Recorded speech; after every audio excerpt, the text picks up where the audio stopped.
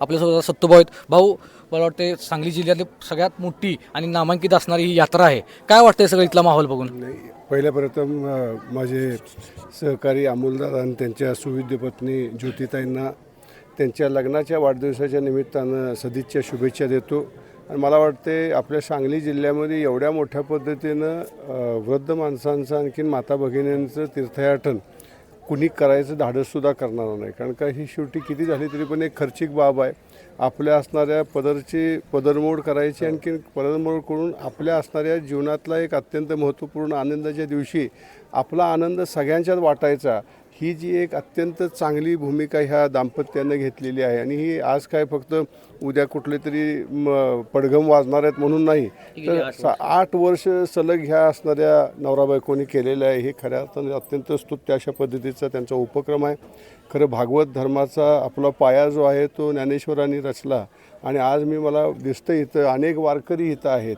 या भागवत धर्माच्या पाया रचण्याच्या पाठीमागची त्यांची कल्पना होती की ही संस्कृती टिकावी, देवदेवतांचं असणारं जे आपला आशीर्वाद आहे, आश्रय आहे, तो आश्रयाच्या माध्यमातून आपलं असणारं कुटुंब टिकावं, कुटुंब विकसित व्हावं आणि ते अत्यंत गतिशील व्हावं. ह्यासाठी आपण तीर्थक्षेत्र आणखीन आपल्या असणारे देवदर्शनाच्या माध्यमातून एक आत्मिक सिद्धी प्राप्त करायचा प्रयत्न करतो.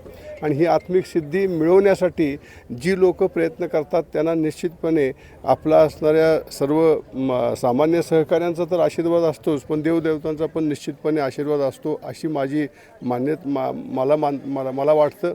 आणि ह्या असणाऱ्या दोन्ही नवरा बायकोनी आज अमोलदादा आणखीन ज्योतिताई असतील, ह्या दोघांनी हा असणारा जो उपक्रम घेतलेला आहे त्या उपक्रमाच्या माध्यमातून अनेक असणारे अशा पद्धतीचे आबालवृद्धांचे आशीर्वाद त्यांना मिळो आणि त्यांच्या असणाऱ्या सर्व कार्यसिद्धीच्या ज्या काही त्यांच्या बाबी आहेत त्या बाबी ह्या पुढच्या काळामध्ये पूर्ण होऊ, अशा पद्धतीची मी इथं ह्या दाम्पत्याला सदिच्छा देतो. आणि सर्व आमची जी भाविक जाणार आहेत त्यांच्यामार्फतसुद्धा अत्यंत आनंददायी तुमचा प्रवास हो आणि तुमच्या असणाऱ्या त्या प्रवासाच्या माध्यमातून देवदर्शनाच्या रूपानं तुम्हालासुद्धा चांगल्या पद्धतीचं यश, समाधान, सुख, समाधान, समृद्धी मिळो, अशा पद्धतीची इथं कामना करतो.